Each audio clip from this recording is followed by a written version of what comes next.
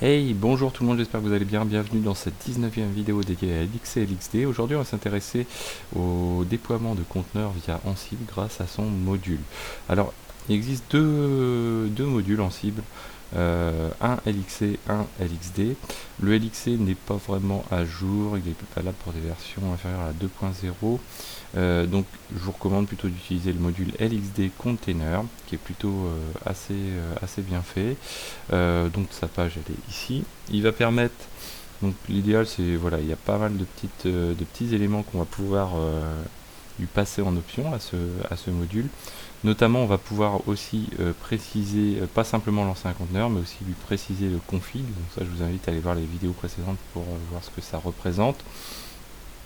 Bien sûr un nom, et ensuite ce qui est intéressant c'est vraiment les exemples, notamment cet exemple-ci qui permet donc bien sûr de créer un conteneur dans sa première partie et ensuite de pouvoir jouer sur ce conteneur des actions dessus, c'est-à-dire on va installer le conteneur, ensuite on va installer d'autres éléments complémentaires, Nginx ou autres. On peut très bien utiliser le config pour pouvoir installer des, comme on le ferait avec des conteneurs classiques, un Nginx ou autre, mais on peut aussi jouer via Ansible des installations sur ces conteneurs. Donc ça c'est assez cool. Quoi d'autre dans les exemples? Oh, ouais, je vous laisserai regarder. Nous aujourd'hui on va faire une petite démo assez simple. Donc moi j'utilise Vagrant, donc pas oublier quand on utilise Vagrant de bien activer le SSH, sinon ça fonctionnera pas. Alors premier cas de figure, on va créer un conteneur. Donc là ça va être assez simple. Pour créer un conteneur, on utilise le module de cette manière-ci. Donc on va lui passer cet élément là. Donc on fait appel au module LXD underscore container. Dans ce LXD underscore container, on va lui jouer. Donc on lui demande de créer un conteneur qui se nomme Xavkey et sa source on indique que c'est une image qu'on va pouler. Le repository, la registrie, ça va être linuxcontainers.org. On lui indique qu'on utilise le protocole LXD, donc qui permet de passer par l'API de LXD. Moi j'utilise pas Ubuntu, je vais utiliser une Alpine parce que ça va être plus léger et plus rapide. Et vous voyez qu'on a même un wait for et on attend simplement que l'IPv4 soit disponible pour pouvoir passer à l'étape suivante si on le souhaite. Bon, nous on n'a qu'une étape dans notre cas de figure. Donc je vais copier cet élément là. Hop, voilà. Et je vais me rendre donc ici je vais séparer ma fenêtre en deux parties.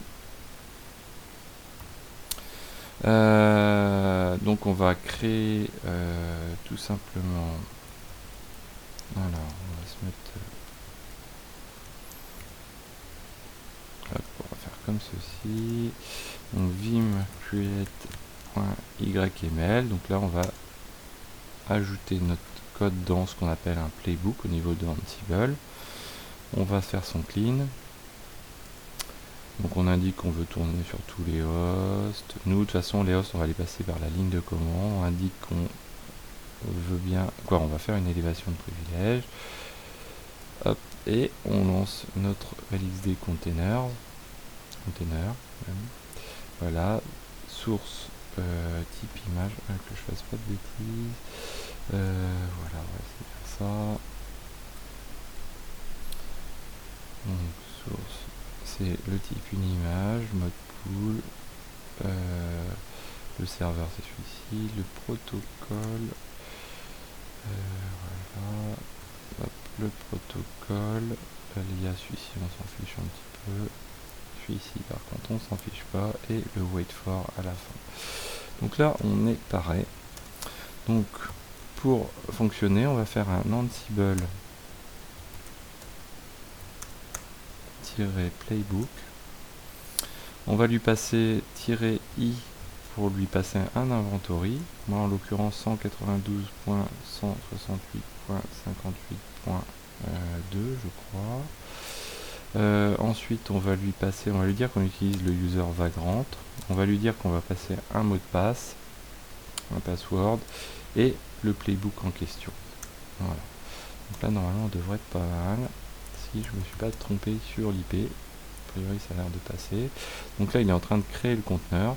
Alors ouais, ce qui aurait été sympa c'est ici, si je vous indique ces listes rapidement. Bah, il a déjà été créé, voilà. Ça a été un peu plus vite que prévu. Hop. Donc vous voyez que la tâche s'est déroulée et elle a bien fonctionné. On pourrait très bien récupérer, donc si on regarde rapidement ici, donc il y a moyen de récupérer où est-ce qu'il est à la fin, un code retour derrière, une return value ici, qui permet de récupérer les éléments de sortie, notamment l'IP du conteneur. Donc là, si on le fait, c'est le fameux register avec Ansible. Donc ici, si on se met ici, hop, on va créer une nouvelle tâche. On va l'appeler debug par exemple quand on veut débugger, mais pas forcément. Donc là, c'est une tâche de type quoi, on appelle le module debug. On lui passe MSG et derrière, on va lui passer quelque chose comme container. Donc ça, c'est une variable simplement. Donc container et container ici, ben, on va lui faire un register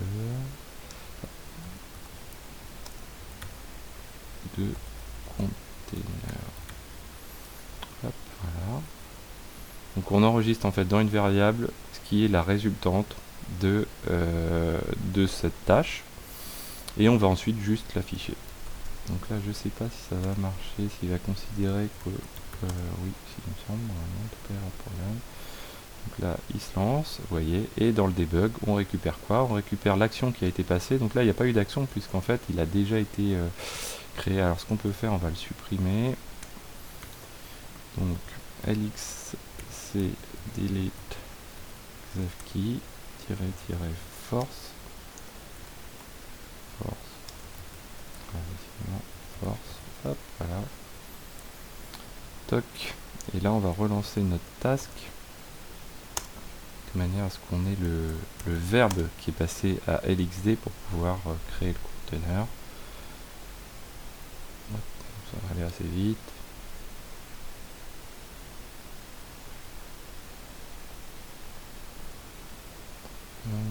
Voilà. Donc là, il vient de créer le conteneur. Il a attendu l'IP, c'est pour ça que ça met un petit peu plus de temps. Et il nous dit, voilà, dans les actions que j'ai fait quoi? J'ai fait un create et un start. Donc ça nous permet d'avoir le code retour, quoi, les éléments de retour pour savoir ce qu'il a fait. Ensuite, ça nous permet aussi de récupérer l'IP. Si on veut continuer dans d'autres tâches, appeler l'IP, faire des tests, faire du retry par exemple, pour voir si l'IP répond, si on installe un engine dessus ou autre. Et ensuite, d'autres éléments qui sont pas forcément plus intéressants que cela. Alors maintenant, on va aller supprimer ce conteneur. Donc pour supprimer le conteneur, même démarche, mais là c'est beaucoup plus simple. On va simplement indiquer dans l'état du conteneur qu'il est absent. Donc là, on va copier. Ici, on va faire un vim delete.yml.